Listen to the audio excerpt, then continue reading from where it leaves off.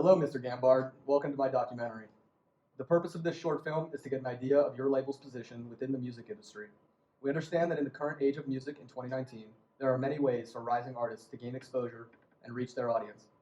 We'd like to know what your approach is to signing a rising star like DJ Spaceheater. Hello, welcome to my label. My name is Pete Gambard Jr. and I'm the head of A&R here at Atlantic.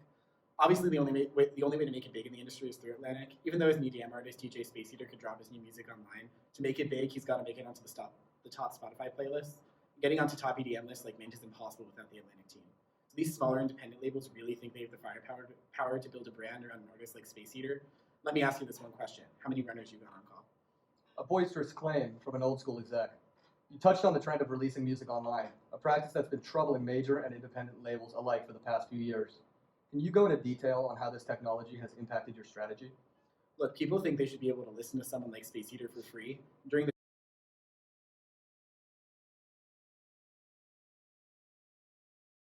show of the last 10 years, it was free, but today the game is streaming. And for us at Atlantic, we can get Spaceheater more streams than any other label. Spaceheater may think he can make it big by dropping an EP on SoundCloud, but he can't get the critical mass of streams nor the money that comes with them without our Atlantic people negotiating for that with the streaming services. An interesting perspective. But do you really feel that artists can effectively monetize their work through streams alone? The average Spotify play only nets the artist 1/100th of a cent. What other services can you offer someone like the great DJ Spaceheater? Look, the money's in touring. If DJ Spaceheater wants an up-and-coming act like Skrillex to be opening for him and selling out his concerts, only Atlantic has the portfolio and marketing power for him to make the most out of a tour. If he wants to go off on his own with an agent and book small venues, that's cool. He just won't last very long.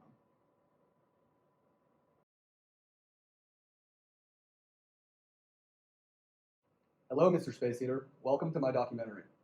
We just spoke with an executive at Atlantic Records who had some choice words to say regarding your need for a major label backing your career. Now, we'd like to hear your perspective on how you expect to climb the charts. Look, I have a lot to offer. Could you elaborate on that a little bit? Yeah.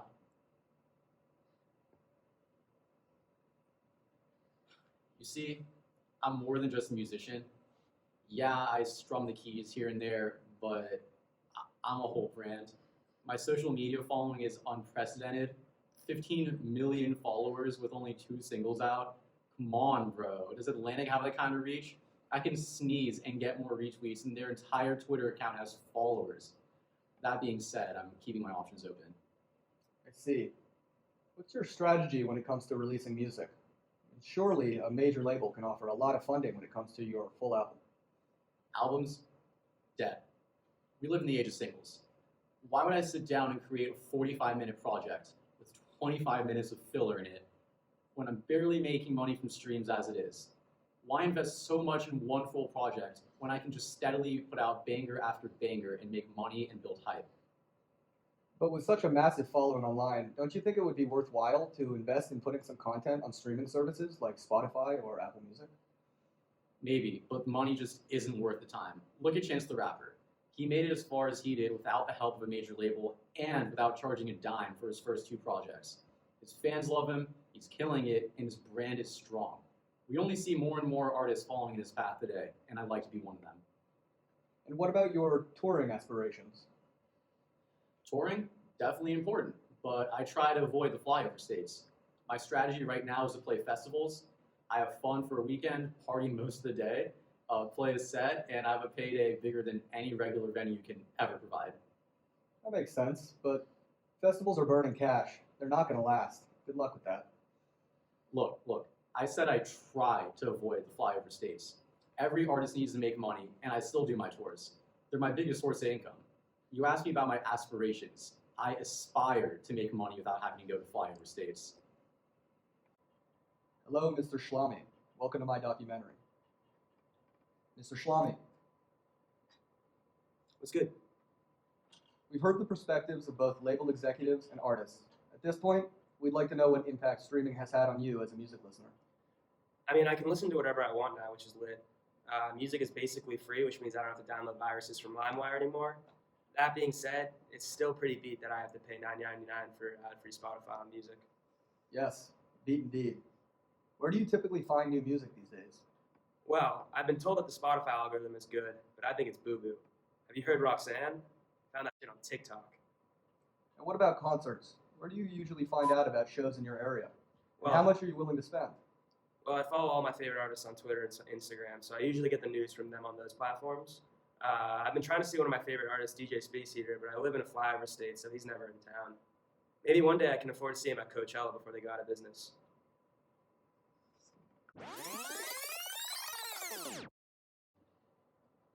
Hello, Mr. Gambard. Welcome to my documentary. The purpose of this short film is to get an idea of your label's position within the music industry. We understand that in this current age of music in 1979, there is only one way for artists to gain exposure. We'd like to know what your approach is to signing a rising star like MC Spaceheater. Hello, and welcome to my label. My name is Pete Gambark Sr., and I'm the head of A&R here at Atlantic. Obviously, the only way to make it big in the industry is through Atlantic, but MC Spaceheater is a disco artist. We all know disco has completely saturated our ears. No way I'm giving him a crazy advance to ramp up vinyl production. You mentioned that disco is over-commercialized. How do you see that impacting the future of the genre? Look, I decide the future of the genre. These artists can't get anywhere without me, and it comes down to the bottom line. Disco isn't making us the money that it used to, so it's time for a new genre. Only question's when.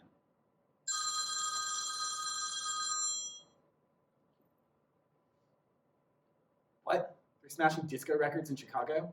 A riot? Damn. Yeah, disco's dead. Give me one more second. Hey, Spaceheater, you're canceled.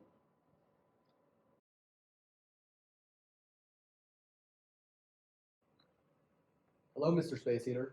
Welcome to my documentary. We heard you're canceled. How you feeling, champ?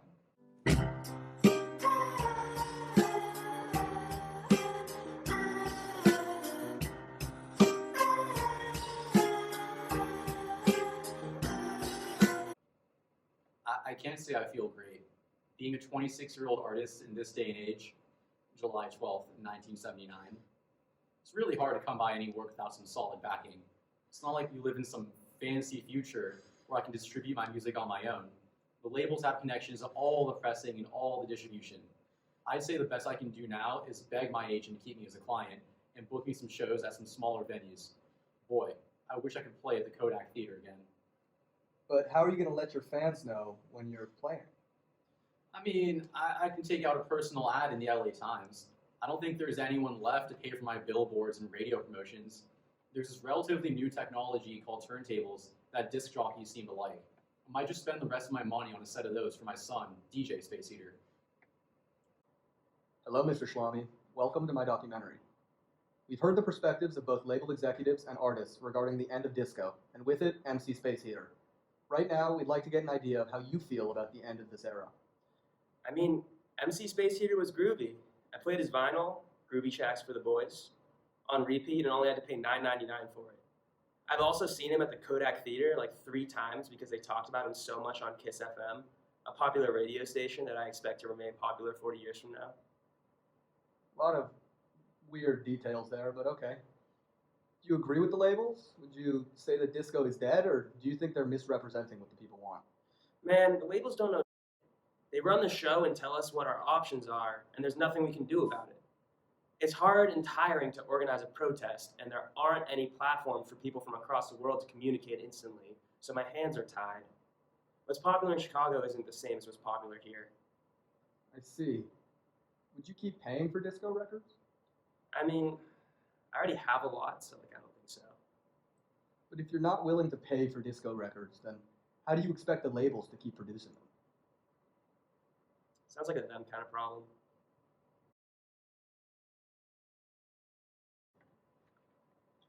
Hello, Mr. Gambard. Welcome to my documentary. The purpose of this short film is to get an idea of your label's position within the music industry. We understand that in this current age of music in 2029, the major labels are just glorified marketing agencies. What are your thoughts on this perception? I'd say we're the best agencies out there. We may not need to be distributing anything anymore, or finding any artists because they push content out themselves, or have as much money to make these artists big as we used to. But we do know people who have the power in this industry. So what do you say you have to offer that would make an artist sign with you over a big company like Coca-Cola, who could promote an artist in their commercials? Look, we know the music people. We know the people who run the streaming services, who run the tours, who make the merch. We know the music industry like nobody else. Coca-Cola is never going to be able to match that. So then why have you lost 50% of your artist repertoire over the last 10 years? Those artists don't know what they're missing out on. We make it big for our biggest acts like Ed Sheeran, Lil Nas X, and Lizzo. These acts need us to push their content anywhere and everywhere we know. Coca-Cola will never be able to achieve the global reach that we can. What about the artists still on your roster who aren't quite as big, like Spaceheater? Spaceheater doesn't have the reach to do a national tour, but as we said, we know the industry. The listeners want to see Spaceheater from the comfort of their homes, and we're the only ones with the ability to push Spaceheater's performances onto VR for his listeners. Coca-Cola can't do that either. So you're saying you're at the whim of the artists and the listeners? Nah, don't worry, we're still running the show. Hello, Mr. Spaceheater. Welcome to my documentary. We hear you're one of the only artists still on Atlantic's roster. Why? Well, to be fair, I'm still working on securing a deal with Oakley. Imagine if they released a line of glasses that played my music videos every time they wanted to clear their vision. These guys run the eyewear show. I can be in China and LA at the same time. Spaceheater vision. TM. I see. So is it safe to assume that the major labels can't help you like they used to? Well, it's complicated. Their job has just been replaced by other companies. I still need someone to market my career and to make sure I get on the playlists and channels. Atlantic still does that, and it's easy to have one person do everything, but I think that I need to divide the work to fully maximize my career. And what do you think your followers are looking for from you? Well, my new album, 30 Under 30, is 30 songs that are all under 30 seconds. Fans don't want to listen to me for 3 minutes. They want social media content.